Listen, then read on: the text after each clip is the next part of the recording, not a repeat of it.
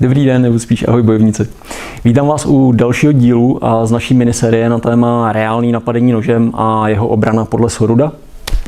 A v rámci toho už jsme si ukazovali v prvním díle, jak vyřešit tu brutalitu v kontextu, nezaspali jste, reagovali jste včas a tím pádem jste se tomu celému vyhli díky pohybu. A zároveň pohybem řešíte to, že těch výpadů je několik, ale vy před nimi prostě nestojíte, takže vás to zdaleka tolik nepálí, protože se snažíte od nich odcházet, i kdyby to mělo znamenat, že ve chvíli, kdy jedete tu krátkou vzdálenost, kterou jsme rozporovali zvlášť, jede rána za ranou, ale jak se pohybuju, tak mě vlastně tolik nepálej ty rány, protože před nima nestojím. Mě by ty opakované rány pálily ve chvíli, kdybych stál v ose a tam by se mi velmi špatně odhadovalo, odkud ta rána půjde, kam bude vlastně dál pokračovat.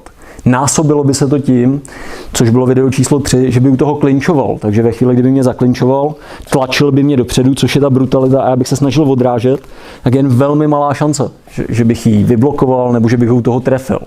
Naopak, pokud se budu pohybovat, on mě klinčuje a zároveň útočí. Jednu za druhou.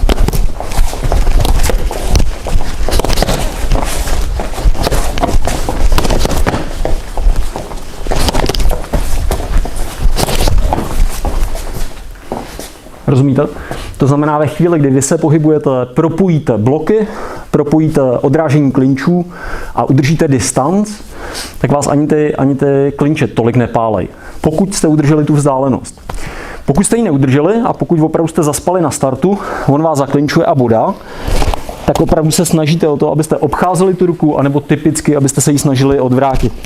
Jedna možnost, druhá možnost, zatáhni hodně. Třetí možnost.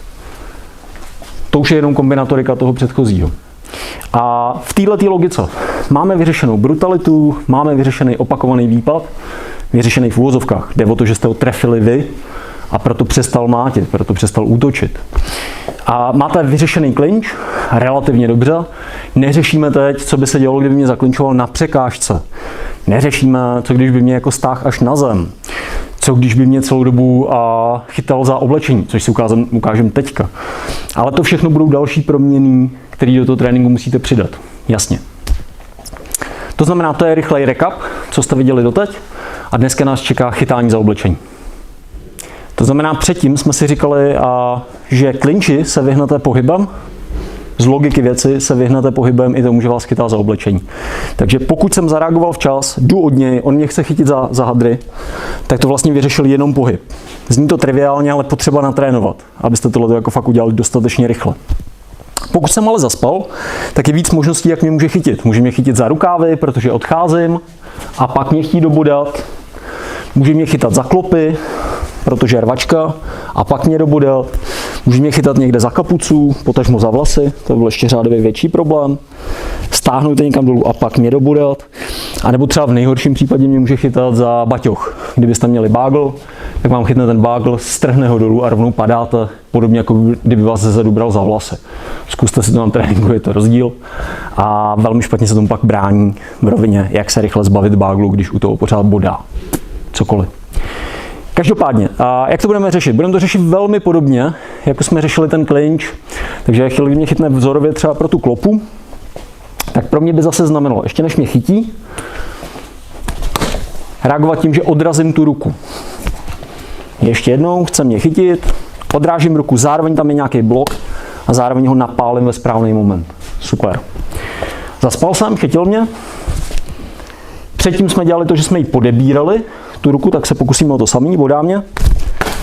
Jo? A pokud mě drží lehce, tak furt funguje to, že vlastně se dostáváte ven z toho držení jenom tím, že vás prostě nechyt úplně ideálně, ještě nemá jak otočenou pěst ani nic podobného.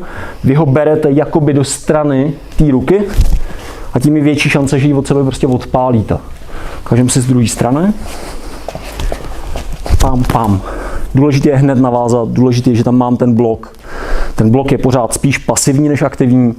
Důležitější je pro mě spíš, abych ho napálil, takže i v této logice on mě chytá a je pro mě lepší ho narvat rovnou a na nějaký držení se tam vyprdnout. A protože tomu dalo jasný impuls na pustí mě spíš. Mohlo by fungovat i to, že ho chytáte, nebo že vás chytá, bodá vás, trefujete 1, 2, sklopíte tu ruku, trhnete jí dolů a odpálíte hajzla. Ještě jednou celý. Mnohem větší šance než co jiného. Zapomeňte na nesmysly typu někde tady oběma rukama chytám jeho ruku, abych ji někam jako křivil, pak ji někde lámal a pak mu poslal kopačku. V logice věci, já použiju obě dvě ruce na to, abych někam vytrhával a on mě prostě dobodá, než něco udělám. Je to blbost proti pěstím, u toho nože už je to prostě extrémní blbost.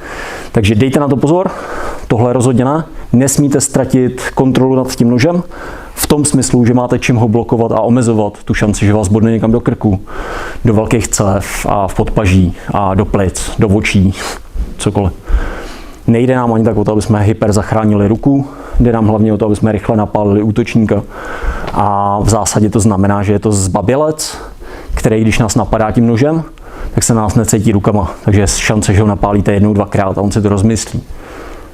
Taky to může být prostě fanatik a nemusí tohle platit, ale nějaká šance tam prostě je. Takže čím dřív převezmete iniciativu, tím lépe. I proti těm fanatikům, samozřejmě.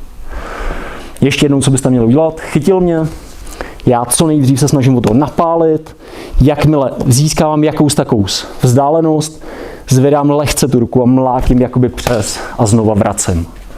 Ideální stav. Když to dáme víc do rvačky, pojuji urputnějc. A už by to zase byl ten klasický hraboš, musím do něj vlítnout, protože jsem nestihl tasit. Takhle se to trénuje. Ve stejné logice, čím budeme blíž, čím víc tu ruku vemeš a víc ji přitáhneš k sobě, tím jsem k němu já blíž a tím pádem je pro mě trošku jednodušší ho narvat a znova jsem natáhl tu ruku, můžu jí srazit a můžu navazovat. Když se ukážem z druhé strany, on mě drží, ne, pam. Důležitý u toho je, že furt mám tu blokovací ruku, takže kdyby mě celou dobu bodal, mám šanci, že se tam odtud dostanu tímhle. Musím jít pryč. Pokud se do ní jakkoliv zaklesnu, pokud tady jakkoliv budu zápasit o tu ruku, pokud se budu snažit vytrhávat, tak mě hrozně dobodá. Bude to problém. Velmi podobně se to chová u oblečení, u rukávů. Tam je trošku rozdíl v tom, že když mi drží tu moji dominantní ruku, protože jsem chtěl odcházet, tak mě zachytil například, tak v tu chvíli mám jako větší problém. On mě bodá a kdybych já teď chtěl rovnou útočit, tak on vlastně přes ten rukáv je schopný ovládat ten můj pohyb. Bez tak se o to snažím, to znamená ve chvíli, kdy zaútočí, se snažím jít dovnitř, nejde mi to. Pravděpodobně pracuji s loktama, abych se vytrhl, ale hned, abych mohl útočit. Nebudu se tam snažit o nějaký nesmysly typu odvracení těch rukou, nějaký natahování a tak dál, protože to prostě není jistota, ale snažím se opravdu hlavně útočit. Když to nejde jinak, tak hold jdu z druhé strany.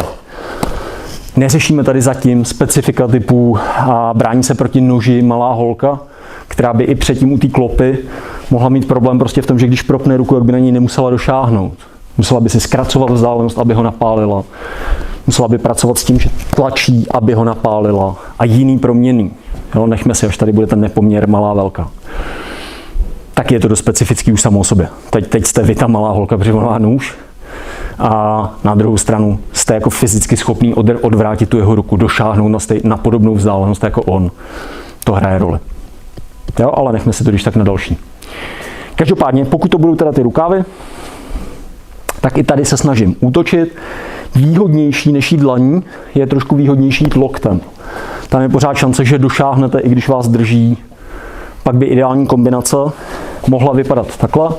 Loket jde nahoru, pak jde dovnitř a pak jde znova na něj.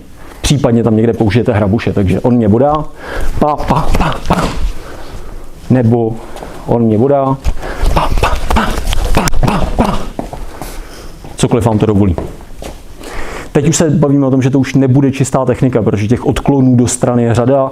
Budete muset v tomhle trošku umět poslouchat to tělo a ten tlak toho soupeře, abyste se mu dokázali přizpůsobit. Na druhou stranu principy jsou pořád stejný, takže myslete na to, že chcete převzít iniciativu, že mu nechcete dát prostor, že se chcete hejbat a pokud možno chcete se hejbat od nože, abyste měli větší reakční dobu na to, abyste s tím mohli něco dělat. To je podle Soruda reakce v rovině chytá mě za oblečení, typicky ze předu nebo ze stran.